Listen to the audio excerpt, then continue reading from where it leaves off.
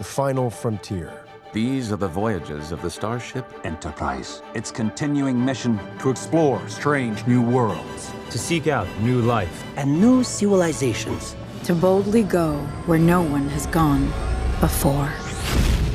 It was clear that having made two of these movies, that having another director come in to bring his or her point of view and voice to the proceedings was the right move. And we were very lucky to find Justin Lin, who had obviously proven himself again and again as an incredibly strong storyteller, filmmaker with movies of incredible energy and action. But what struck me more than that was his love of Star Trek. He grew up a lifelong fan of what Gene Roddenberry created.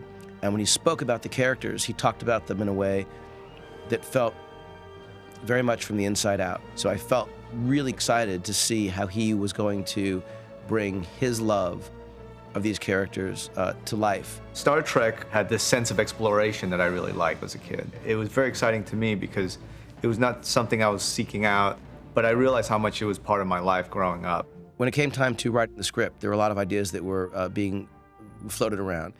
And we had worked very closely with Doug Young, who is an amazing writer. And we talked early on about this odd idea of pairing him up with someone who knew and loved Trek deeply. And the first person that came to mind was Simon Pegg. Simon not only plays Scotty, but he also grew up with Star Trek being an enormous part of his childhood and his life. So the idea of putting those two together felt like a fun idea, and it was very clear very quickly that they were this perfect team to bring the story to life. In the writing process, having Simon and Doug, it was something that I think I've always wished for in a collaboration. It wasn't just Simon and I sitting in a room and kind of dreaming and kind of going, it'd be great if we could do this. But Justin, who has this incredible visual mind, could right there, even before we put it in the script, add these elements where suddenly everybody would go, oh yeah, that's a great movie moment. I would do that, cut to our three guys, and then they enter. As soon as I started to see Justin work, I became very fascinated by his process, and we found a rhythm, and it worked really well. The first Star Trek movie that we did was the forming of the group.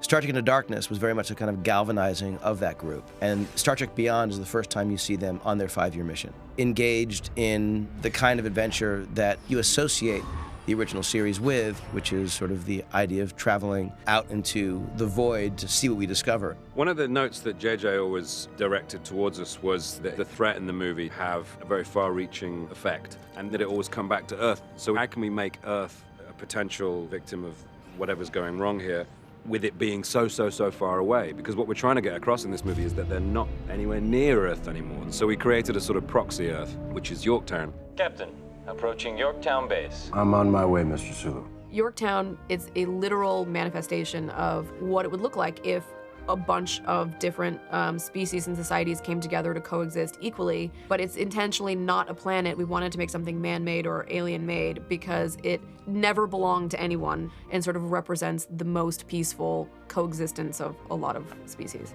Couldn't we just rent some space on a planet? Showing geographical favoritism among inducted Federation worlds could cause diplomatic tension. It was important to be able to explore this idea of utopia, of the Federation world, but at the same time pushing it into the discussion of frontiers, of exploration. It was really exciting to have this place where it connects everybody. And that connection, which is what's most positive about it, potentially could be its downfall, too. Kalara was the character that really starts off the story. Unidentified, non-Federation vessel. We love the idea that a character was using the Federation's goodwill against them. You must have someone who can help us. On the Crawl side of things, we wanted somebody who would challenge everything that the Federation stood for and felt like he should have this philosophy that being equal and peaceful lowers everyone to the lowest common denominator as opposed to letting the strong naturally rise to the top. Progress is not easy for people. So to have a character who, right when all this stuff started, Starfleet and the Federation, he didn't buy into it and went off to do his own thing, was a good way of examining what does it mean to live in a universe without conflict, or, you know, maybe is, in a Darwinian way, struggle is necessary.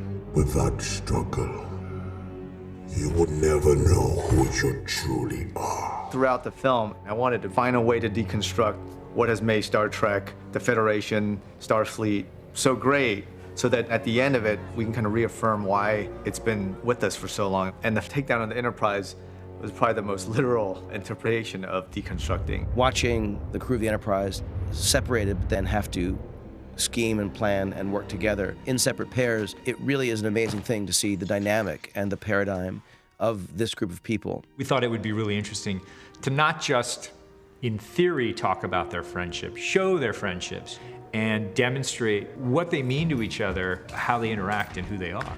Just as a fan of the show, I assumed that they would hang out off screen somewhere, but it was just something that I felt like if I was gonna make a Star Trek film, I wanted to see it on screen. I wanted to move the camera and put it on these characters. We decided to not only give Sulu a family, but we'd make it a same-sex relationship, because in such an inclusive universe as Star Trek, in a universe where everybody is considered equal, that there wasn't really a really strong gay character in Star Trek. And we thought, wouldn't it be great if one of the main characters, it wasn't just an ancillary character, it was one of the main characters, and that aspect of their character had no bearing on who they were or what happens to them in the film. It's just a detail of who they are. And it also gave us the idea of Sulu having a vested interest in Yorktown as a place that he obviously did not want to see under threat. I know people will talk about it, but they're a family just like any other family. And the way it's shot, it's not to make it a big point. We wanted to cast just the right person as Sulu's husband, and it turned out that the right person was Doug Jung, our writer. And so he has a wonderful cameo and now place in the Star Trek canon as Ben Sulu. One of the exciting things for me coming on this film was to try to introduce a brand new character to the crew. We thought it should be a woman and wanted to be a new alien race, and we wanted her to be smart and complicated and have a lot of agency, who would learn about the ideals of the Federation for the first time and accept them. We'll sure as hell never give up on you. That is what being part of a crew is all about. She's looking for something to believe in, and when she sees it so clearly demonstrated from our guys and what they're going through, you really believe, because of that innocence, that she would understand it and she would say, yes, I want to be a part of that. This way. One of the great things about Star Trek is this is meant to be our future. The fun of that is the ability to use artifacts and references that are from our present or our past, because it would still be part of their world. Let's make some noise.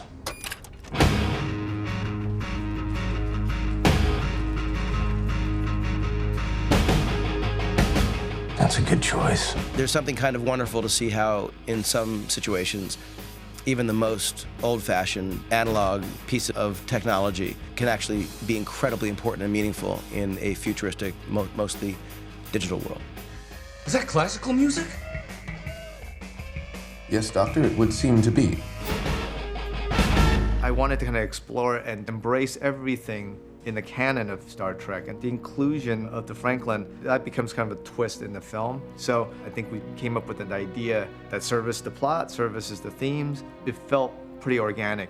Is this your ship? We love the idea of them thinking that they were the first humans somewhere. It's yours. And discovering they absolutely weren't. Oh my good Lord. And that there was this old Federation technology there. We took a lot of care into making sure that we were specific about what kind of ship it was, what it could do, so that it fits in the timeline of all that stuff, which is really well established. First Earth ship capable of Warp 4 went missing in the Gagarin radiation belt in the early 2160s. Captain Balthazar Edison. How the hell did his ship end up here? It was an exploratory ship, and it probably would have certain ground transport available in it. And we came up with this idea for the Hiltz PX-70, and that was named after Steve McQueen's character in The Great Escape. We thought it was a nice irony in it being used to get into a prison camp rather than get out. I wanted this Trek to have more texture and be tactile, and there's nothing more tactile than where the tires meet the dirt, you know? Justin, to his credit, was like, should I do this? Because people obviously associate me with kind of land transport movies.